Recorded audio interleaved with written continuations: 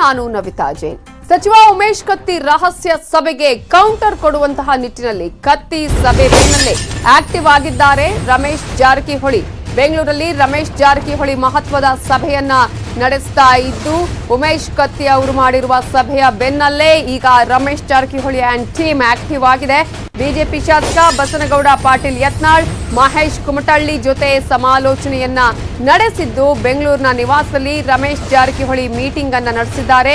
ಉಮೇಶ್ ಕತ್ತಿ ಅವರು ಮಾಡಿರುವಂತಹ ಪ್ರತ್ಯೇಕ ಸಭೆಯಿಂದ ಅಸಮಾಧಾನಗೊಂಡಿದ್ದಾರೆ ರಮೇಶ್ ಜಾರಕಿಹೊಳಿ ಮತ್ತು ಬ್ರದರ್ಸ್. ಈ ನಿಟ್ಟಿನಲ್ಲಿ ಅವರ ಆಪ್ತರು ಸೇರಿದಂತೆ ಈಗ ಮೀಟಿಂಗ್ ಅನ್ನ ಮಾಡ್ತಾ ಇದ್ದಾರೆ, ಮಹತ್ವದ ಸಭೆಯನ್ನು ನಡೆಸ್ತಾ ಇದ್ದಾರೆ. ಬಿಜೆಪಿ ಶಾಸಕ ಬಸನಗೌಡ ಪಾಟೀಲ್ ಯತ್ನಾಳ್ ಅವರು ಕೂಡ ಭಾಗಿಯಾಗಿದ್ದಾರೆ, ಮಹೇಶ್ ಕುಮಟಳ್ಳಿ ಭಾಗಿಯಾಗಿದ್ದಾರೆ. ಉಮೇಶ್ ಕತ್ತಿ ಅವರು ಮಾಡಿದಂತಹ ಈ ಒಂದು ಪ್ರತ್ಯೇಕ ಸಭೆಗೆ ಕೌಂಟರ್ ಆಗಿ ಈ ಸಭೆಯನ್ನ ಮಾಡಲಾಗ್ತಿದೆ.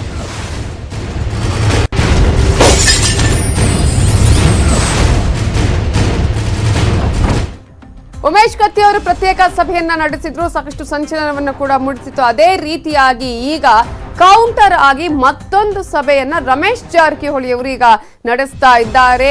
ಅದರಲ್ಲಿ ಮಹೇಶ್ ಕುಮಟಳ್ಳಿ ಆಗಿರ್ಬೋದು, ಬಸನಗೌಡ ಪಾಟೀಲ್ ಯತ್ನಾಳ್ ಅವರು ಎಲ್ಲರೂ ಕೂಡ ಈ ಒಂದು ಸಭೆಯಲ್ಲಿ ಪಾಲ್ಗೊಂಡಿದ್ದಾರೆ. ರಮೇಶ್ ಜಾರಕಿಹೊಳಿ ಬ್ರದರ್ಸ್ ಕೂಡ ಸೇರಿರೋದನ್ನ ನಾವಿಲ್ಲಿ ಗಮನಿಸಬಹುದು. ಸೊ ಒಂದು ರೀತಿಯಲ್ಲಿ ಸಾಕಷ್ಟು ಅಸಮಾಧಾನಗೊಂಡಿದ್ದಾರೆ ರಮೇಶ್ ಜಾರಕಿಹೊಳಿ ಅವರು ಉಮೇಶ್ ಕತ್ತಿ ಅವರ ಈ ಒಂದು ಸಭೆಯಿಂದಾಗಿ.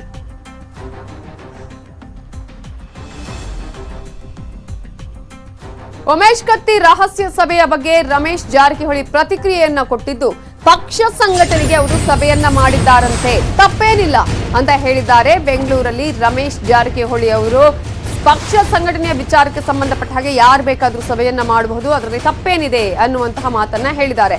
ಹೈಕಮಾಂಡ್ ನಾಯಕರು ಬಹಳ ಬುದ್ಧಿವಂತರಿದ್ದಾರೆ, ಯಾರು ಏನೇನು ಮಾಡ್ತಾರೆ ಅಂತ ಅವರಿಗೆ ಗೊತ್ತಿದೆ, ಅವರು ಸೂಕ್ತವಾದ ನಿರ್ಧಾರವನ್ನ ಕೈಗೊಳ್ತಾರೆ ಅಂತ ಹೇಳಿ ರಮೇಶ್ ಜಾರಕಿಹೊಳಿ ಅವರು ಹೇಳಿಕೆಯನ್ನ ಕೊಟ್ಟಿದ್ದು, ಇವತ್ತು ನಡೆದದ್ದು ಸಭೆ ಅಲ್ಲ, ಎಲ್ಲರೂ ಊಟಕ್ಕೆ ಸೇರಿದ್ವು, ಆಗಾಗ ಊಟಕ್ಕೆ ಸೇರ್ತಾ ಇರ್ತೇವೆ, ಇವತ್ತು ಹಾಗೆ ಸೇರಿದ್ವು ಅಂತ ಸಮರ್ಥನೆಯನ್ನ ಮಾಡಿಕೊಂಡಿದ್ದಾರೆ.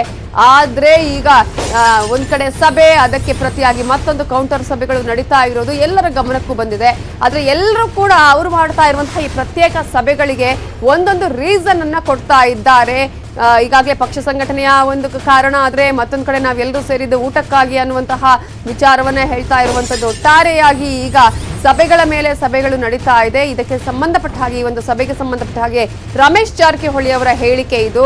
ಹೈಕಮಾಂಡ್ ನಾಯಕರು ಬಹಳ ಬುದ್ಧಿವಂತರಿದ್ದಾರೆ, ಅವರು ಎಲ್ಲವನ್ನೂ ಕೂಡ ಗಮನಿಸ್ತಿದ್ದಾರೆ ಅನ್ನುವ ಮಾತನ್ನ ಹೇಳಿದ್ದಾರೆ. ಮೇಲೆ ಮಾತಾಡೋದು ತಪ್ಪಾಗಿದೆ. ಅವ್ರ ಪಾಪ ಅವ್ರ ಪಕ್ಷದ ಹಿತದೃಷ್ಟಿ ಕೂಡಿದ್ರಂದ್ರೆ, ಪಕ್ಷದ ಸಂಘಟನೆ ಮಾಡಿ ಪಕ್ಷ ಒಳ್ಳೇದು ಮಾಡಕ್ಕೆ ಮಾಡಿದ್ರೆ ನಾ ಏನೋ ಮಾತಾಡೋದು ತಪ್ಪಾಗಿದೆ. ನಂಗೆ ಗೊತ್ತಿಲ್ಲ, ಮಾತು ಪ್ರತಿಕ್ರಿಯೆ ಮಾಡೋದು ತಪ್ಪಾಗಿದೆ. ಅವರು ಹಿರಿಯರಿದ್ದಾರೆ, ಅವ್ರು ಏನು ಮಾಡ್ತಾರೆ, ನಮ್ಮ ವರಿಷ್ಠರು, ನಮ್ಮ BJP ವರಿಷ್ಠರು ಭಾಳ ಬುದ್ಧಿವಂತರಿದ್ದಾರೆ. ಎಲ್ಲರೂ ಯಾರಿಗೆ ಮಾಡಿದ್ರೆ ಅದು ವರಿಷ್ಠರನ್ನ ಕರೆದಂತೆ ಮಾತಾಡ್ತಾರೆ. ಮಾಧ್ಯಮ ಮಾತ್ರ ತಪ್ಪಾಗ್ತದೆ. ಹೈಕಮಾಂಡು ಮುಖ್ಯಮಂತ್ರಿ ನಿರ್ಣಯಕ್ಕೆ ನಾವು ಬದ್ಧದ್ದೇವೆ. ನಾವು ಏನು ನಮ್ಮದು ವೈಯಕ್ತಿಕ ಅಭಿಪ್ರಾಯ ಇಲ್ಲ. ಅವ್ರು ಏನು ಹೇಳ್ತಾರೋ ನಾವು ಮಾಡ್ತೀವಿ. ನಾವು ಬಸವನಗೌಡರು ನಾವು ಮೊದಲು ನಮ್ಮ ಉತ್ತರಗಡ ಬಗ್ಗೆ, ನೀರಾವರಿ ಬಗ್ಗೆ ಚರ್ಚೆದು, ಡೆವಲಪ್ ಬಗ್ಗೆ ಮಾತಾಡ್ತಿದ್ವಿ. ಊಟಕ್ಕೆ ಕೂಡಿದ್ವಿ, ಭಾಳಷ್ಟು ಕೂಡಿರಲಿಲ್ಲ, ಮಣ್ಣು ಊಟಕ್ಕೆ ಕೂಡಿದ್ವಿ. ಅದರಲ್ಲಿ ಏನು ವಿಶೇಷತೆ ಇಲ್ಲ. ನಮ್ಮ ಮುಖ್ಯಮಂತ್ರಿ ವರಿಷ್ಠರು ಏನು ಹೇಳ್ತಾರೆ ಬದ್ಧದ್ದೇವೆ ಅಂತ. ಯಾವ ಸಭೆಗೆ ಹೋಗೋಲ್ಲ, ಕರೆದ್ರೂ ಹೋಗೋಲ್ಲ, ನಾವು ಯಾವಾಗೂ ನಾವು ಹೋಗೋದಿಲ್ಲ. ನಾವು ಬೇಕಾದ್ರೆ ನಾವು ಎಲ್ಲಿದ್ದರೆ ಬೇಕಾದ್ರೆ ನಮ್ಮ ಪ್ರೀತಿಯಲ್ಲಿ ಹೋಗ್ಕೊಂಡು ನಾವು ಹಂಗೆ ಸಭೆಗೆ ನಾವು. ಬಿಜೆಪಿಗೆ ಬಂದ ವಲಸಿಗರು ಪಕ್ಷ ಬಿಟ್ಟು ಹೋಗ್ತಾರೆ, ವಲಸಿಗರ ಮೇಲೆ ಹರಿಹಾಯ್ದಿದ್ದಾರೆ ಬಿಜೆಪಿ ಶಾಸಕ ಬಸನಗೌಡ ಪಾಟೀಲ್ ಯತ್ನಾಳ್. ರಾಜಕಾರಣದಲ್ಲಿ ಇವರ ಈ ಒಂದು ಹೇಳಿಕೆ ಇದೆಯಲ್ಲ, ಬಹಳ ಸಂಚಲನಕ್ಕೆ ಕಾರಣ ಆಗಿದೆ. ಯಾರ್ಯಾರು ಈ ಒಂದು ಸರ್ಕಾರವನ್ನು ರಚನೆ ಮಾಡೋದಕ್ಕೆ ಬೇರೆ ಪಕ್ಷದಿಂದ ಇಲ್ಲಿಗೆ ವಲಸೆ ಬಂದ್ರು, ಪಕ್ಷವನ್ನ ಕಟ್ಟುವ ನಿಟ್ಟಿನಲ್ಲಿ, ಸರ್ಕಾರವನ್ನು ರಚನೆ ಮಾಡುವಂತಹ ನಿಟ್ಟಿನಲ್ಲಿ ಇದ್ರು, ಅವರು ಪಕ್ಷವನ್ನ ಬಿಟ್ಟು ಹೋಗ್ತಾರೆ ಅನ್ನುವ ಹೇಳಿಕೆ ಈಗ ರಾಜಕೀಯ ವಲಯದಲ್ಲಿ ಸಾಕಷ್ಟು ಸಂಚಲನಕ್ಕೆ ಕಾರಣ ಆಗಿದೆ. ಇಲ್ಲಿ ಅಧಿಕಾರ ಅನುಭವಿಸಿ ಅಲ್ಲಿಗೆ ಹೋಗೋದು ಬೇಡ, DK ಶಿವಕುಮಾರ್ ಸಿದ್ದು ಭೇಟಿ ಮಾಡಿ ಟಿಕೆಟ್ ಬುಕ್ ಮಾಡಿಕೊಂಡಿದ್ದಾರೆ ಅಂತ ಹೇಳಿ ವಲಸಿಗರ ಮೇಲೆ ಹರಿಹಾಯ್ದಿದ್ದಾರೆ ಬಿಜೆಪಿ ಶಾಸಕ ಬಸನಗೌಡ ಪಾಟೀಲ್ ಯತ್ನಾಳ್. ರಮೇಶ್ ಜಾರಕಿಹೊಳಿಯನ್ನ ಭೇಟಿ ಮಾಡಿದ್ರಲ್ಲಿ ತಪ್ಪೇನಿದೆ ಅನ್ನುವ ಪ್ರಶ್ನೆ ಮಾಡಿದ್ದಾರೆ.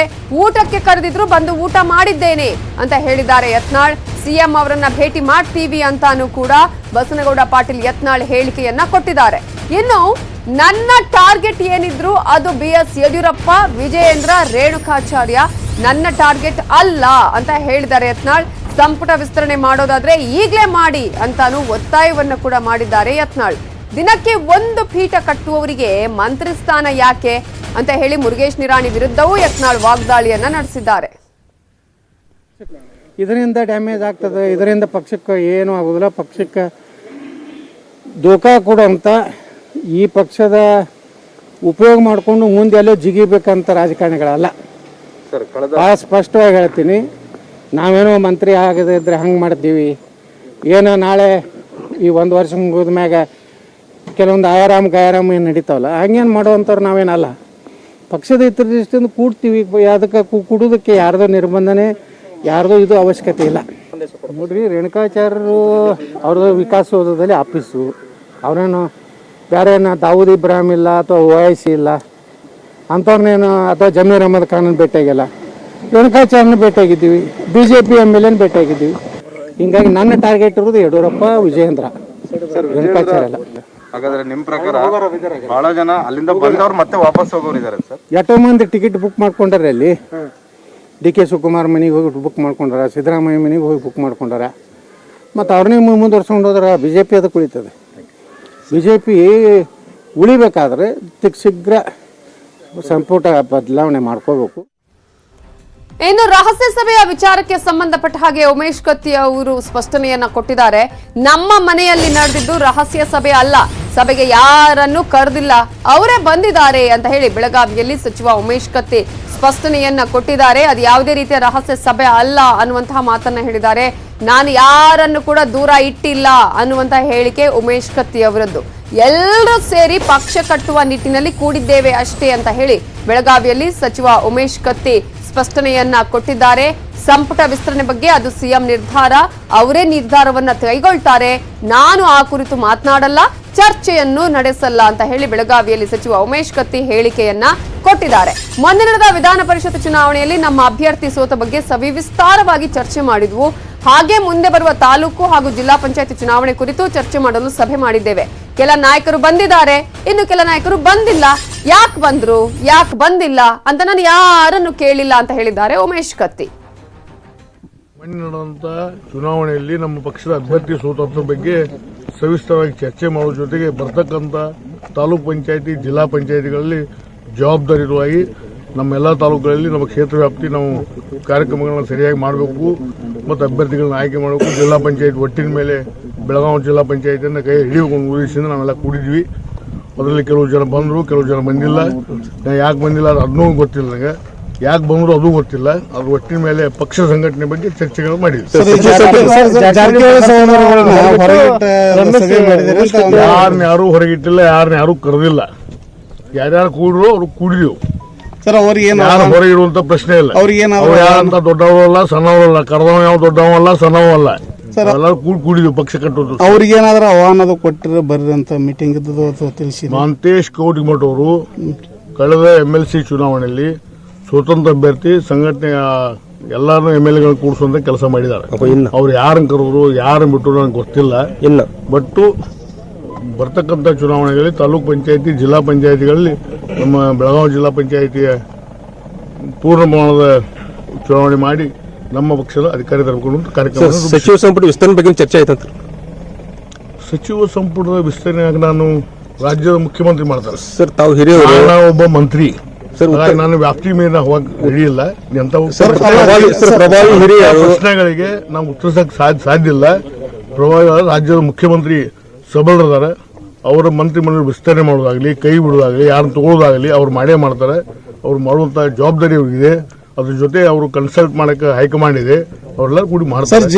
ನಾವು ನಮ್ಮ ಜಿಲ್ಲೆಯಲ್ಲಿ ಯಾವುದೇ ರೀತಿಯ ಮಂತ್ರಿಮಂಡಲ ಬಗ್ಗೆ ಚರ್ಚೆ ಮಾಡಿಲ್ಲ. ಬರ್ತಕ್ಕಂಥ ಇವೆಲ್ಲದರ ಬಗ್ಗೆ ಸಂಪೂರ್ಣವಾದ ಡೀಟೇಲ್ಸ್ ಕೊಡೋದಕ್ಕೆ ನಮ್ಮ ಪೊಲಿಟಿಕಲ್ ಬ್ಯೂರೋ ಹೆಡ್ ಆಗಿರುವಂತಹ ಚಿದಾನಂದ ಪಟೇಲ್ ಈಗ ನೇರ ಸಂಪರ್ಕದಲ್ಲಿದ್ದಾರೆ.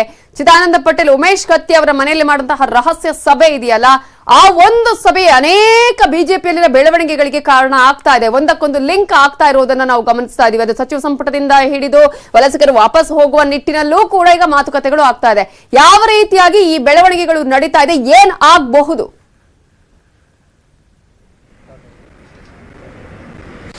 ನವಿತಾ ಜೈನ್, ಉಮೇಶ್ ಕತ್ತಿ ಕರೆದಿರುವಂಥ ಪ್ರತ್ಯೇಕ ಸಭೆ ಇದೀಗ ಬೆಳಗಾವಿ ರಾಜಕಾರಣದಲ್ಲಿ ಮತ್ತಷ್ಟು ಕುತೂಹಲಕ್ಕೆ ಎಡೆ ಮಾಡಿಕೊಟ್ಟಿರುವಂಥದ್ದು. ಮತ್ತೆ ಬೆಳಗಾವಿ ರಾಜಕಾರಣದಲ್ಲಿ ಇದೀಗ ಬಿಜೆಪಿ ವಾರ್ ಆರಂಭವಾಗಿದೆ ಅಂತೇಳಿ ಈಗಾಗಲೇ ವಿಶ್ಲೇಷಣೆಯನ್ನು ಮಾಡಲಾಗ್ತದೆ. ಯಾಕಂತ ಹೇಳಿದ್ರೆ ಸಭೆಗೆ ಜಾರಕಿಹೊಳಿ ಬ್ರದರ್ಸ್ ಅಂದರೆ ಶಾಸಕರಾಗಿರ್ತಕ್ಕಂಥ ರಮೇಶ್ ಜಾರಕಿಹೊಳಿ, ಬಾಲಚಂದ್ರ ಜಾರಕಿಹೊಳಿ ಅವರನ್ನ ಸಭೆಗೆ ಇನ್ವೈಟ್ ಮಾಡದೆ ಉಮೇಶ್ ಕತ್ತಿ ಅವರು ಸಭೆಯನ್ನು ಕರೆದಿರುವಂಥದ್ದು. ಈಗಾಗಲೇ ವಿಧಾನ ಪರಿಷತ್ನ ಅಭ್ಯರ್ಥಿಯಾಗಿದ್ದಂಥ ಮಹಾಂತೇಶ್ ಕವಟಗಿಮಟ್ಟಿ ಸೋಲಿನ ಹಿನ್ನೆಲೆಯಲ್ಲಿ ಎಲ್ಲೊಂದು ಕಡೆ ಬಿಜೆಪಿ ಹೈಕಮಾಂಡ್ ಕೂಡ ರಮೇಶ್ ಜಾರಕಿಹೊಳಿ ವಿರುದ್ಧ ಮತ್ತು ಜಾರಕಿಹೊಳಿ ಬ್ರದರ್ಸ್ ವಿರುದ್ಧ ಕೆಂಗಣ್ಣನ್ನು ಬೀರಿತು. ಇದರ ಬೆನ್ನಲ್ಲೇ ಇದೀಗ ಅಲ್ಲಿ ಲಿಂಗಾಯತ್ ವರ್ಸಸ್ ನಾನ್ ಲಿಂಗಾಯತ್ ಅನ್ನೋ ಒಂದು ಎರಡು ಪಂಗಡಗಳು ಪ್ರತ್ಯೇಕವಾಗಿ ಹುಟ್ಟುಕೊಂಡಿರುವಂಥದ್ದು. ಆ ಮುಖಾಂತರ ಎಲ್ಲ ಒಂದು ಕಡೆ ಇದು ಅಲ್ಲಿನ ಲೋಕಲ್ ರಾಜಕೀಯದಲ್ಲಿ ಮತ್ತಷ್ಟು ಒಳ ರಾಜಕಾರಣಕ್ಕೂ ಕೂಡ ಪುಷ್ಟಿ ಕೊಟ್ಟಿರುವಂಥದ್ದು.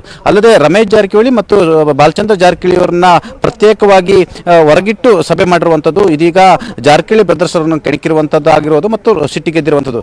ಇದೇ ಕಾರಣಕ್ಕಾಗಿ ಇದೀಗ ಮತ್ತೆ ಜಾರಕಿಹೊಳಿ ಬ್ರದರ್ಸ್ ಅವರು ಕೂಡ ಆಕ್ಟಿವ್ ಆಗಿರುವಂಥದ್ದು. ಇವತ್ತು ರಮೇಶ್ ಜಾರಕಿಹೊಳಿ ಅವರು ಬೆಂಗಳೂರಿನ ಸದಾಶಿವನಗರದ ತಮ್ಮ ನಿವಾಸದಲ್ಲಿ ಬಸನಗೌಡ ಪಾಟೀಲ್ ಯತ್ನಾಳ್ ಹಾಗೂ ತಮ್ಮ ಆಪ್ತ ಶಾಸಕ ಮಹೇಶ್ ಕುಮಟಳ್ಳಿ ಜೊತೆ 1 ಗಂಟೆಗೂ ಹೆಚ್ಚು ಸಮಯ ಮಾತುಕತೆ ಮತ್ತು ಚರ್ಚೆಯನ್ನು ನಡೆಸಿರುವಂಥದ್ದು. ಚರ್ಚೆಯ ಸಂದರ್ಭದಲ್ಲಿ ಉಮೇಶ್ ಕತ್ತಿ ಮಾಡಿರುವಂಥದ್ದು ಮತ್ತು ಉಮೇಶ್ ಕತ್ತಿ ಅಧಿಕಾರವನ್ನು ಪಡೆದಿರುವಂಥದ್ದು ಮತ್ತು ಬೆಳಗಾವಿಯಲ್ಲಿ ಉಮೇಶ್ ಕತ್ತಿ ಪ್ರಭಾವ ಎಂಥದ್ದು ಎಂಬುದರ ಸಂಬಂಧಪಟ್ಟ ಕೂಡ ಚರ್ಚೆ ಆಗಿರುವಂಥದ್ದು. ಉಮೇಶ್ ಕತ್ತಿ ಬೆಳಗಾವಿಯಲ್ಲಿ ಯಾವುದೇ ರೀತಿಯ ಪ್ರಭಾವವನ್ನು ಇಟ್ಕೊಂಡಿಲ್ಲ, ಆದರೆ ಎಲ್ಲ ಒಂದು ಕಡೆ ನಮ್ಮನ್ನು ಪ್ರತ್ಯೇಕಗೊಳಿಸಿ ಸಭೆಯನ್ನು ಮಾಡಿರುವಂಥದ್ದು. ಇದು ಎಲ್ಲ ಒಂದು ಕಡೆ ನಮ್ಮನ್ನು ಹೊರಗಿಟ್ಟು ಮಾಡೋದ್ರಿಂದ ಅವರಿಗೆ ಯಾವುದೇ ರೀತಿಯ ಲಾಭ ಆಗಲ್ಲ, ಪಕ್ಷಕ್ಕೂ ಕೂಡ ಲಾಭ ಆಗಲ್ಲ. ಪಕ್ಷ ಹೈಕಮಾಂಡ್ಗೆ ನಾವು ದೂರನ್ನು ಕೊಡ್ತೀವಿ, ಪ್ರತ್ಯೇಕವಾಗಿ ನಾವು ಭೇಟಿಯಾಗಿ ಹೈಕಮಾಂಡ್ ನಾಯಕರನ್ನು ಕೂಡ ಮಾತುಕತೆಯನ್ನು ನಡೆಸಿ ನಾವು ದೂರನ್ನು ಕೊಡ್ತೀವಿ ಅನ್ನೋ ಮಾತನ್ನು ಕೂಡ ಇವತ್ತಿನ ಸಭೆಯಲ್ಲಿ ಹೇಳಿರುವಂಥದ್ದು. ಪ್ರಮುಖವಾಗಿ ಇಲ್ಲಿ ಸಚಿವ ಸಂಪುಟ ಪುನಾರಚನೆ ಸಂಬಂಧಪಟ್ಟಾಗೆ ಕೂಡ ಕೂಗಿ ಎಬ್ಬಿರುವಂಥದ್ದು. ದಾವಣಗೆರೆಯಲ್ಲಿ ಇವತ್ತು MP ರೇಣುಕಾಚಾರ್ಯ ಅವರು ಸಂಪುಟ ವಿಸ್ತರಣೆ ಮಾಡೋದಾದರೆ ಅಥವಾ ಪುನಾರಚನೆ ಮಾಡೋದಾದರೆ ಈಗಲೇ ಮಾಡಿ, ಮಾರ್ಚ್ ನಂತರ ಮಾಡಿದರೆ ಅದು ಉಪಯೋಗಕ್ಕೆ ಬರಲ್ಲ ಅಂತ ಅಂದಿರುವಂಥದ್ದು. ಇದರ ಬೆನ್ನಲ್ಲೇ ಬಸನಗೌಡ ಪಾಟೀಲ್ ಯತ್ನಾಳ್ ರಮೇಶ್ ಜಾರಕಿಹೊಳಿ ಅವರನ್ನ ಭೇಟಿಯಾಗಿ ಸಂಪುಟ ಪುನಾರಚನೆಗೆ ಒತ್ತಡ ಹಾಕಿರುವಂಥದ್ದು ಮತ್ತು ಈಗಾಗಲೇ ಬಂದಿರತಕ್ಕಂಥ ಅನೇಕ ವಲಸೆ ಶಾಸಕರುಗಳು, ವಲಸೆ ಸಚಿವರು ಯಾರಿದ್ದಾರೆ ಅವರೆಲ್ಲರೂ ಕೂಡ ಕಾಂಗ್ರೆಸ್ಗೆ ಹೋಗ್ತಾರೆ ಮತ್ತು ಬಿಜೆಪಿ ಇರ್ತಕ್ಕಂಥವ್ರು ಕೂಡ ಹಲವಾರು ಜನರು ಕಾಂಗ್ರೆಸ್ಗೆ ಹೋಗ್ತಾರೆ, ಈಗಾಗಲೇ ಅರ್ಜಿ ಹಾಕೊಂಡು ಕೂತಿದ್ದಾರೆ ಎಂಬ ಒಂದು ಸ್ಫೋಟಕ ಹೇಳಿಕೆಯನ್ನು ಕೂಡ ಕೊಟ್ಟಿರುವಂಥದ್ದು. ಇದರ ಬೆನ್ನಲ್ಲೇ ಉಮೇಶ್ ಕತ್ತಿ ಸಭೆ ಎಲ್ಲ ಒಂದು ಕಡೆ ಜಾರಕಿಹೊಳಿ ಬ್ರದರ್ಸ್ ಅನ್ನ ಕೆಣಕಿದಂತಾಗಿರುವಂಥದ್ದು. ಅವರು ಕೂಡ ಮುಂದಿನ ದಿನಗಳಲ್ಲಿ ತಮ್ಮದೇ ಆದ ಸ್ಟ್ರಾಟಜಿ ಮಾಡಲಿಕ್ಕೆ ಎಲ್ಲ ರೀತಿ ಅಣಿಯಾಗ್ತಿದ್ದಾರೆ. ಇದರ ಭಾಗವಾಗಿ ಇವತ್ತಿನ ಸಭೆ ಅಂತಲೇ ಹೇಳಲಾಗ್ತಿದೆ. ನವಿತಾ ಜೈನ್. ಓಕೆ, ಚಿದಾನಂದ ಪಟೇಲ್, ಈಗಾಗಲೇ ಈ ಎಲ್ಲಾ ಸಭೆಗಳು ನಾವು ನೋಡ್ತಾ ಇದ್ರೆ ಮುಂದಿನ ದಿನಗಳಲ್ಲಿ ಒಂದಷ್ಟು ಬೆಳವಣಿಗೆಗಳು ಆಗೋದ್ರಲ್ಲಿ ಯಾವುದೇ ರೀತಿ ಅನುಮಾನ ಇಲ್ಲ. ಸೊ ಹೈಕಮಾಂಡ್ ಇದನ್ನು ಯಾವ ರೀತಿಯಾಗಿ ತೆಗೆದುಕೊಳ್ಳಬಹುದು ಅಂತ ಅನ್ಸುತ್ತೆ. ಜೊತೆಗೆ ಈಗಾಗಲೇ ಯತ್ನಾಳ್ ಅವ್ರನ್ನ ಹೇಳಿಕೆ ಕೊಟ್ಟಿದ್ದಾರೆ, ವಲಸಿಗರು ಹೋಗ್ತಾರೆ, ಆಲ್ರೆಡಿ ಟಿಕೆಟ್ ಅವರು ಬುಕ್ ಮಾಡ್ಕೊಂಡಿದ್ದಾರೆ ಅಂತ ಹೇಳಿ. ಸೊ ಆ ರೀತಿಯ ಬೆಳವಣಿಗೆಗಳು ಆಗ್ತಾ ಇದೆಯಾ?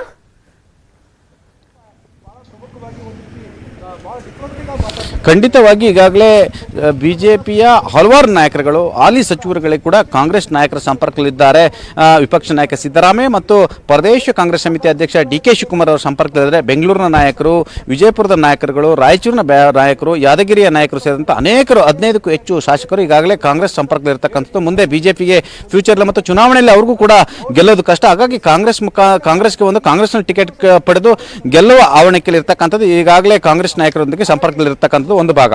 ಮತ್ತೊಂದು ಕಡೆ ಈಗಾಗಲೇ 2006ರ 2020 ಸರ್ಕಾರದಲ್ಲೂ ಸಚಿವರಾದಂಥವರು ಮತ್ತು 2008ರ ಬಿಜೆಪಿ ಸರ್ಕಾರದಲ್ಲೂ ಸಚಿವರಾದಂಥವರು ಮತ್ತು ಈಗ ಸಚಿವರಾದಂಥವರು. ಹಾಗಾಗಿ ಎಲ್ಲರೂ ಕೂಡ 5-6 ವರ್ಷ ಸಚಿವರಾಗಿದ್ದಾರೆ. ಹಾಗಾಗಿ ಹೊಸಬರಿಗೆ ಅವಕಾಶ ಕೊಡಿ ಅನ್ನೋದು ಹೊಸ ಕೂಗು ಎಬ್ಬಿರುವಂಥದ್ದು. ಹಾಗಾಗಿ ಅನೇಕ ಶಾಸಕರುಗಳೀಗ ಹಳೆಯ ಸಚಿವರ ಮೇಲೆ ಈಗ ಸಿಟ್ಟಿಗೆದ್ದಿರುವಂಥದ್ದು, ಈಗಾಗಲೇ ಹಿರಿಯ ಸಚಿವರ ಮೇಲೆ ಸಿಟ್ಟಿಗೆದ್ದಿರುವಂಥದ್ದು. ಹಾಗಾಗಿ ಇದು ಬಸವರಾಜ ಬೊಮ್ಮಾಯಿಗೆ ಪರೋಕ್ಷ ಒತ್ತಡ ಕೂಡ ಆಗ್ತಿರುವಂಥದ್ದು. ಮತ್ತೊಂದು ಕಡೆ ರಮೇಶ್ ಜಾರಕಿಹೊಳಿ ಅವರು ಈ ಸರ್ಕಾರ ಬರಲಿಕ್ಕೆ ನಾನು ಪ್ರಮುಖ ಕಾರಣಕರ್ತನಾಗಿದ್ದೇನೆ, ಈಗಾಗಲೇ ಕೋರ್ಟ್ ಕೇಸ್ನಲ್ಲಿರೋದು, ಕೇಸು CD ಪ್ರಕರಣ ಕೋರ್ಟ್ನಲ್ಲಿ ಇದ್ರೂ ಕೂಡ ನನಗೆ ಸಚಿವರನ್ನಾಗಿ ಮಾಡಿ ಅನ್ನೋ ಒಂದು ಒತ್ತಡ ಕೂಡ ಆಗ್ತಿರುವಂಥದ್ದು. ಇದರ ಬೆನ್ನಲ್ಲೇ ಬೆಳಗಾವಿ ಪ್ರತ್ಯೇಕ ಸಭೆ ಕೂಡ ಜಾರಕಿಹೊಳಿ ಬ್ರದರ್ಸ್ ಅವರನ್ನ ಕೆಣಕಿದಂತೆ ಆಗಿರುವಂಥದ್ದು ಕೂಡ ಎಲ್ಲೊಂದು ಕಡೆ ಬಿಜೆಪಿಯಲ್ಲಿ ಮುಂಬರುವ ದಿನಗಳಲ್ಲಿ ಜಿಲ್ಲಾ ಮತ್ತು ತಾಲೂಕು ಪಂಚಾಯತ್ ಚುನಾವಣೆಯಲ್ಲಿ ವ್ಯತಿರಿಕ್ತ ಪರಿಣಾಮ ಬೀರುತ್ತೆ ಎಂಬ ಮಾತು ಕೂಡ ಕೇಳಿ ಬಂದಿರುವಂಥದ್ದು. ಅಲ್ಲದೆ ಮತ್ತು 2023ರ ಸಾರ್ವತ್ರಿಕ ವಿಧಾನಸಭೆ ಚುನಾವಣೆಯಲ್ಲಿ ಕೂಡ ಬೆಳಗಾವಿಯಲ್ಲಿ ಮತ್ತೆ ಎಲ್ಲ ಒಂದು ಕಡೆ ಪಕ್ಷಾಂತರ ಪಲ್ಲಟ ಆರಂಭವಾಗುತ್ತೆ ಎಂಬ ಮಾತು ಕೂಡ ಕೇಳಿ ಬಂದಿದೆ. ನವಿತಾ ಜೈನ್. ಥ್ಯಾಂಕ್ ಯು ಚಿದಾನಂದ ಪಟೇಲ್ ಡೀಟೇಲ್ಸ್ಗೆ. ಉಳಿದ ಅಪ್ಡೇಟ್ಸ್ ನೋಡೋಣ ಚಿಕ್ಕ ಬ್ರೇಕ್ ಆದ್ಮೇಲೆ.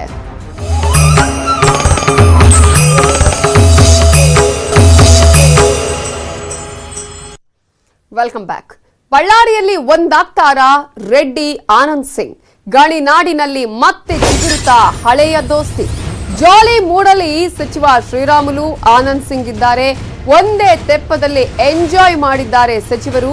ಗಣಿನಾಡಿನಲ್ಲಿ ಮತ್ತೆ ಹಳೆಯ ದೋಸ್ತಿ ಚಿಗುರ್ತಾ ಇದೆಯಾ? ಗಣಿನಾಡಲ್ಲಿ ಜನಾರ್ದನ ರೆಡ್ಡಿ ಟೀಮ್ ಒಂದಾಗುವಂತಹ ಚರ್ಚೆ ಬಹಳ ಜೋರಾಗಿ ಸಾಗ್ತಾ ಇದೆ. ತ್ರಿವಳಿ ರಾಜಕಾರಣಿಗಳಿಂದ ಮತ್ತೆ ಒಗ್ಗಟ್ಟಿನ ಮಂತ್ರ ಕೇಳಿ ಬರ್ತಾ ಇದೆ. 2008ರಲ್ಲಿ ಈ ಮೂವರಿಂದ ಪಕ್ಷಕ್ಕೆ ಆನೆಬಲ ಇತ್ತು. ರೆಡ್ಡಿ ಜೈಲು ಪಾಲಾದ ಬಳಿಕ ಎಲ್ಲವೂ ಕೂಡ ಬದಲಾಗಿತ್ತು. ಆನಂದ್ ಸಿಂಗ್ ರೆಡ್ಡಿಯಿಂದ ದೂರವಾಗಿದ್ರು. ಶ್ರೀರಾಮುಲುಗೂ ಪಕ್ಷದಲ್ಲಿ ಪದೇ ಪದೇ ಹಿನ್ನಡೆಯಾಗ್ತಾ ಇದ್ದು, ಈ ಹಿನ್ನೆಲೆಯಲ್ಲಿ ಮತ್ತೆ ಒಂದಾಗೋದಕ್ಕೆ ತೀರ್ಮಾನವನ್ನ ಕೈಗೊಂಡಿದ್ದಾರಾ ಅನ್ನುವಂಥದ್ದು ಈಗ ಇವರೆಲ್ಲರೂ ಕೂಡ ಒಟ್ಟಿಗೆ ಸೇರ್ತಾ ಇರುವಂತಹ ಸಂದರ್ಭದಲ್ಲಿ ಸಾಕಷ್ಟು ಚರ್ಚೆಗೆ ಕಾರಣ ಆಗ್ತಾ ಇದೆ. ಇದೇ ಹಿನ್ನೆಲೆಯಲ್ಲಿ ಸಿಂಗ್ ರಾಮುಲು ಜಾಲಿ ಟ್ರಿಪ್ ಅನ್ನು ಕೂಡ ಕೈಗೊಂಡಿದ್ದಾರೆ. ಇದು ಇನ್ನೊಂದಷ್ಟು ರಾಜಕೀಯ ಬೆಳವಣಿಗೆಗಳಿಗೆ ಕಾರಣ ಆಗತ್ತಾ? ಮತ್ತೆ ರೆಡ್ಡಿ ತನ್ನ ಸಾಮ್ರಾಜ್ಯವನ್ನ ವಿಸ್ತರಣೆ ಮಾಡುವಂತಹ ನಿಟ್ಟಿನಲ್ಲಿ ರಾಜಕೀಯವಾಗಿ ಮತ್ತೆ ಸಾಕಷ್ಟು ಬೆಳವಣಿಗೆಗಳು ಆಗ್ತಾ ಇರುವ ಸಂದರ್ಭದಲ್ಲಿ ಎಲ್ಲರನ್ನ ಒಂದುಗೂಡಿಸುವಂತಹ ಪ್ರಯತ್ನಗಳನ್ನ ಮಾಡಲಾಗ್ತಾ ಇದೆಯಾ ಅನ್ನುವಂತಹ ಪ್ರಶ್ನೆಗಳು ಕೂಡ ಇದೆ. ಸಾಕಷ್ಟು ಚರ್ಚೆಗಳು ಈಗ ಶುರುವಾಗಿದೆ, ಸಾಕಷ್ಟು ವಿಮರ್ಶೆಗಳು ಈಗ ಶುರುವಾಗಿದೆ. ಒಂದೇ ತೆಪ್ಪದಲ್ಲಿ ಸಚಿವರು ಜಾಲಿ ಟ್ರಿಪ್ ಅನ್ನ ಮಾಡಿದ್ದಾರೆ.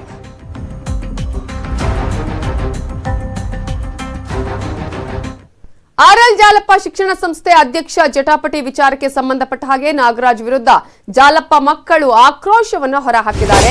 ನಾಗರಾಜ್ ವಿರುದ್ಧ ಅನ್ಯಾಯದ ಒಂದು ಆರೋಪ ಕೇಳಿ ಬಂದಿದ್ದು, ಆರ್ಎಲ್ ಜಾಲಪ್ಪ ಶಿಕ್ಷಣ ಸಂಸ್ಥೆ ಅಧ್ಯಕ್ಷ ಜಟಾಪಟಿ ವಿಚಾರಕ್ಕೆ ಸಂಬಂಧಪಟ್ಟ ಹಾಗೆ ನಾಗರಾಜ್ ವಿರುದ್ಧ ಜಾಲಪ್ಪ ಮಕ್ಕಳು ತೀವ್ರ ಆಕ್ರೋಶವನ್ನ ಹೊರಹಾಕಿದ್ದಾರೆ.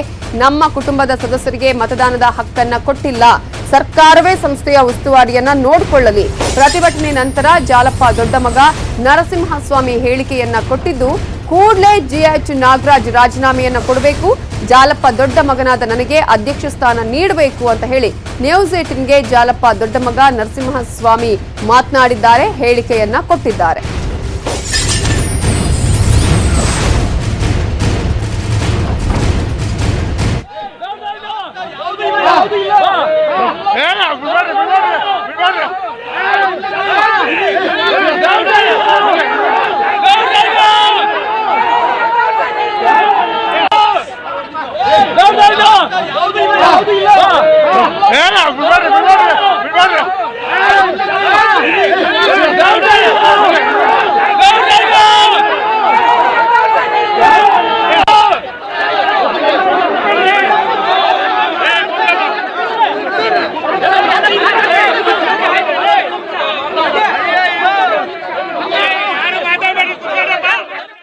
ಜಾಲಪ್ಪ ಅವರ ಮಗ ಹಾಗೂ ಅವರ ಪುತ್ರಿ ಜೊತೆ ನಮ್ಮ ರಿಪೋರ್ಟರ್ ರಘುರಾಜ್ ಮಾತನಾಡಿಸಿದ್ದಾರೆ, ಅದನ್ನ ನೋಡೋಣ.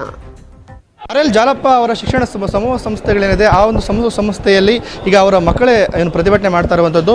ಈಗ ಈ ಸಾಕಷ್ಟು ಬೆಳವಣಿಗೆ ಆಗಿದೆ. ಇದ್ರ ಬಗ್ಗೆ ಮಾತಾಡಲಿಕ್ಕೆ ಅವರ ದೊಡ್ಡ ಮಗ ಆಗಿರ್ತಕ್ಕಂಥ ನರಸಿಂಹಸ್ವಾಮಿ ಅವರು ನಮ್ಮ ಜೊತೆಗಿದ್ದಾರೆ. ಸರ್, ಈಗ ಇವತ್ತೇನು ಒಂದು ಪ್ರತಿಭಟನೆ ತಾವು ಮಾಡಿದ್ರಿ, ಅದರ ಲಾಠಿ ಚಾರ್ಜ್ ಕೂಡ ಆಯಿತು. ಕೊನೆಗೆ ಇವಾಗ ಏನು ನಿರ್ಧಾರ ತೊಗೊಂಡಿದ್ದೀರಾ ಸರ್? ಅದೇ ಈಗ ನಾವು ಬಂದಿರೋದೇ ಇಲ್ಲಿ ನ್ಯಾಯ ಕೇಳೋದಕ್ಕೆ. ನಾವೇನು ಗಲಾಟೆ ಮಾಡೋಕ್ಕೆ ಬಂದಿಲ್ಲ, ಏನು ಆಯುಧಗಳು ತೊಗೊಂಬಂದಿಲ್ಲ, ಇಲ್ಲಿ ಹೊಡೆದಾಟ ಮಾಡೋಕ್ಕೆ ಬಂದಿಲ್ಲ. ನಾವು ಶಾಂತಿಯುತವಾಗಿ ಇಲ್ಲಿ ಏನು ತೊಂದರೆ ಆಗಿದೆ, ಜಾಲಪ್ಪ ಏನು ಹೇಳಿದರು, ನಮಗೆ ದೊಡ್ಡ ಮಗನಿಗೆ ಅಧಿಕಾರ ಸಿಗಬೇಕು, ಚೇರ್ಮನ್ ಮಾಡಬೇಕು ಅಂತ ಅವರ ಆಸೆ ಏನಿತ್ತು, ಅದನ್ನು ನಡೆಸ್ಕೊಡಿ ಅಂತ ಕೇಳೋಕ್ಕೆ ಈ ಸಂಸ್ಥೆಯ ಕಾರ್ಯದರ್ಶಿಗಳ ಹತ್ರ ಮಾತಾಡೋಕ್ಕೋಸ್ಕರ ನಾವು ಬಂದ್ವಿ. ಅಂದರೆ ಇವತ್ತು ಪ್ರತಿಭಟನೆ ಮೊನ್ನೆ ಅವರೇ ನಮ್ಮನ್ನು ಹೊರತುಪಡಿಸಿ ಜಾಲಪ್ಪನವ್ರ ಕುಟುಂಬನ ಪಕ್ಕಕ್ಕಿಟ್ಟು ಅವರೇ ಚೇರ್ಮನ್ನು ಇದು ಎಲ್ಲ ಮಾಡ್ಕೊಂಡಿದ್ದಕ್ಕೋಸ್ಕರ ನಾವು ಪ್ರತಿಭಟಿಸಬೇಕು ಅಂಥೇಳಿ ನಮ್ಮ ಸಂಘಟಕರು ನಮ್ಮ ಜನಗಳನ್ನೆಲ್ಲ ಕರ್ಕೊಂಡು ಸ್ವಲ್ಪ ಜನನ ಇಲ್ಲಿ ಬಂದು ಪ್ರತಿಭಟನೆ ಮಾಡಿದ್ದೀವಿ. ಮುಂದೆ ಇದು ಇನ್ನೂ ಸ್ವಲ್ಪ ದೊಡ್ಡದಾಗ್ತದೆ. ಏನಂತ ಹೇಳಿದ್ರೆ, ಜಾಲಪ್ಪ ಅವರು ಏನು ಈಗ ನಿಧನರಾಗಿದ್ದಾರೆ, ಅವರು ಮಾಜಿ ಕೇಂದ್ರ ಸಚಿವರು ಕೂಡ ಆಗಿದ್ದವರು, ಅವರು ಬೆಳೆಸಿದಂತಹ ಒಂದು ಶಿಕ್ಷಣ ಸಂಸ್ಥೆಯಲ್ಲಿ ಇಂಥ ಬೆಳವಣಿಗೆ ಯಾಕೆ ಇವಾಗ ಅಂತ ಅದನ್ನು ಉತ್ತರ ಕೊಡಬೇಕಾಗಿರೋರು ನಾಗರಾಜ್ ಅವರು, ನಾವಲ್ಲ, ನಾವು ಹೇಳಬೇಕಾಗಿದೆ. ಸೆಕ್ರೆಟರಿ ಮತ್ತು ನಮ್ಮ ತಂದೆ ಇಬ್ಬರು ಸೇರೇ ಓಡಾಡಿಕೊಂಡೆ ಮಾಡಿದರು. ಅವರಿಬ್ಬರು 9 ದಿನದಿಂದ ಎಲ್ಲ ಇದು ಮಾಡಿದರು.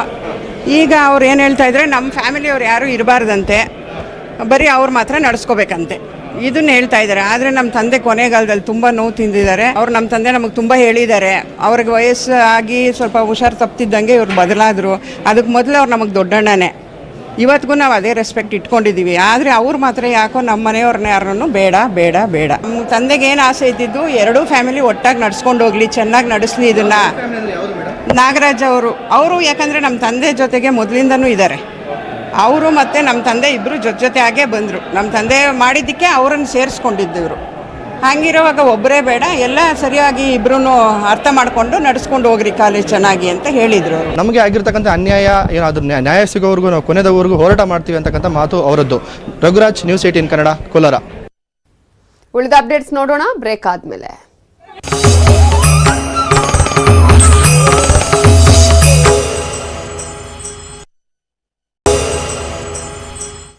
Welcome back. ಅಪ್ಪು ನೆನಪಲ್ಲಿ ಹಿಮಾಲಯದಿಂದ 3,350 ಕಿಲೋಮೀಟರ್ ಸೈಕಲ್ ಯಾತ್ರೆ ಮಾಡಿದ್ದ ಅಭಿಮಾನಿಯನ್ನ ಅಶ್ವಿನಿ ಪುನೀತ್ ರಾಜ್ಕುಮಾರ್ ಭೇಟಿ ಮಾಡಿದ್ರು. ಅಪ್ಪು ಅಭಿಮಾನಿ ಗುರುಪ್ರಕಾಶ್ ಅವರನ್ನ ವಜ್ರೇಶ್ವರಿ ಆಫೀಸ್ಗೆ ಕರೆಸಿ ಅಶ್ವಿನಿ ಅವರು ಮಾತಾಡಿಸಿದ್ರು. ಅಲ್ಲದೆ ಅಭಿಮಾನಿಗೆ ಪುನೀತ್ ರಾಜ್ಕುಮಾರ್ ಅವರು ಬಳಸಿದ ಕನ್ನಡಕವನ್ನ ಉಡುಗೊರೆಯಾಗಿ ನೀಡಿದ್ದಾರೆ.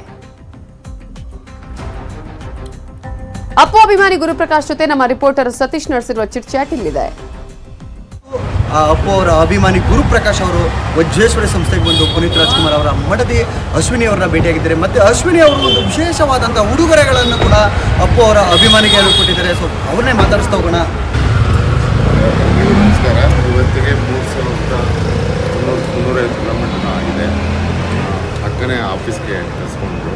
ಅಣ್ಣನ ಮನೆ ಹತ್ರ ಫಸ್ಟು ಸಮಾಧಿಗೆ ಹೋದ್ವಿ, ಪೂಜೆ ಮಾಡಿಕೊಂಡು ಅಲ್ಲಿಂದ ಅಣ್ಣನ ಮನೆ ಹತ್ರ ಹೋಗಿ ಅಣ್ಣನ ಮನೆಯಿಂದ ಅಕ್ಕ ಆಫೀಸ್ ಕರ್ಕೊಂಡು ನಮಗೆ ಅಕ್ಕೊಂದು ಆಟೋಗ್ರಾಫ್ ಬೇಕಾಗಿತ್ತು. ಸೈಕಲ್ಗೆ ಮತ್ತು ಫೋಟೋಗೆ ಆಟೋಗ್ರಾಫ್ನು ಇಲ್ಲೊಂದು ಆಟೋಗ್ರಾಫ್ ಎರಡು ಆಟೋಗ್ರಾಫ್ ಕೊಟ್ಟರು.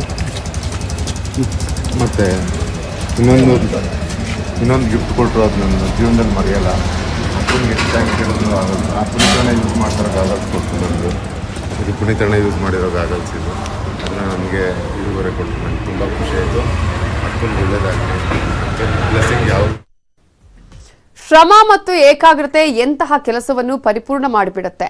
ನ್ಯೂಸ್ 18ನ ಈ ವಿಶೇಷ ಕಾರ್ಯಕ್ರಮ ಬೈಜೂಸ್ ಯಂಗ್ ಜೀನಿಯಸ್ ಸೀಸನ್ 2 ಇಂತಹ ವಿಶೇಷ ಪ್ರತಿಭೆ ಹೊಂದಿರುವ ಮಕ್ಕಳನ್ನ ದೇಶದ ನಾನಾ ಕ್ಷೇತ್ರಗಳಿಂದ ಆಯ್ಕೆ ಮಾಡಿ ಪರಿಚಯಿಸ್ತಾ ಇದೆ. ಅದರ ಒಂದಿಷ್ಟು ಝಲಕ್ ಇಲ್ಲಿದೆ. ಹಿಂದೂಸ್ತಾನಿ ಶಾಸ್ತ್ರೀಯ ಸಂಗೀತ ಅಂದ್ರೆ ಸಂಗೀತದ ಮಹಾಸಾಗರ. ನಮ್ಮ ಇವತ್ತಿನ ಮೊದಲ ಜೀನಿಯಸ್ ಮಹಾಸಾಗರದ ಒಂದು ಬಹುಮೂಲ್ಯ ಮುತ್ತಾಗಿದ್ದಾರೆ.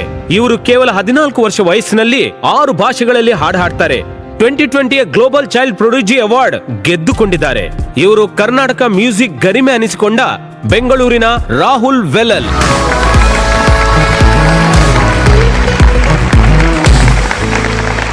ನಮಸ್ಕಾರ, ಬನ್ನಿ ಕೂತ್ಕೊಳ್ಳಿ. Now your parents are IT professionals. ಹೌದು. And you are singing Carnatic music. ಇದು ಹೇಗೆ ಸಾಧ್ಯ ಆಯ್ತು? ಆಕ್ಚುಲಿ ನನ್ನ ಸಂಗೀತದ ಅಭಿರುಚಿಯನ್ನ ಗುರುತಿಸೋ ಶ್ರೇಯ ನನ್ನ ಪೇರೆಂಟ್ಸ್ ಗೆ ಸಲ್ಲುತ್ತೆ. Please welcome Padmashri Shri Shankar Mahadevan. Hello, namaste. How are you, Rahul? So nice to see you. Vande Mataram Vande Mataram ಸುಜಲಾಂ ಸುಫಲಾಂ ಮಲಯಜ ಶೀತಲಾಂ.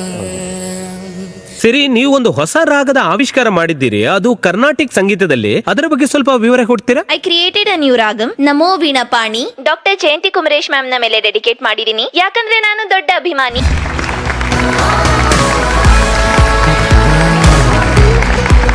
ನಮಸ್ಕಾರ. ಬನ್ನಿ ಬನ್ನಿ. How are you? I am great. ಬನ್ನಿ ಕೂತ್ಕೊಳ್ಳಿ. ಬಾಲ್ಯದಿಂದಲೂ ಸೈನ್ಸ್ ಇಂತಹ ಸಬ್ಜೆಕ್ಟ್ ಆಗಿತ್ತು ವಿಚ್ ಇಂಟ್ರೀಗ್ಡ್ ಮೀ. ನನ್ನ ಡ್ಯಾಡ್ ಜೊತೆ ಇದ್ದು ಅವರಿಂದ ಇನ್ಫ್ಲೂಯೆನ್ಸ್ಡ್ ಆದೆ. ಅವರು ತುಂಬಾ ಅಂದ್ರೆ ಸೈನ್ಸ್ ನಲ್ಲಿ ಅವರಿಗೆ ತುಂಬಾ ಇಂಟ್ರೆಸ್ಟ್. ಸೈನ್ಸ್ ನಲ್ಲಿ ಅಂತ ಏನು ಅಟ್ರಾಕ್ಷನ್ ಇದೆ ವಿದಿನ್ ಸೈನ್ಸ್? ಫ್ಯಾಕ್ಟ್ ಅಂದ್ರೆ ಸೈನ್ಸ್ಗೆ ಏನಾದ್ರೂ ಚೇಂಜ್ ಮಾಡುವ ಪವರ್ ಇದೆ.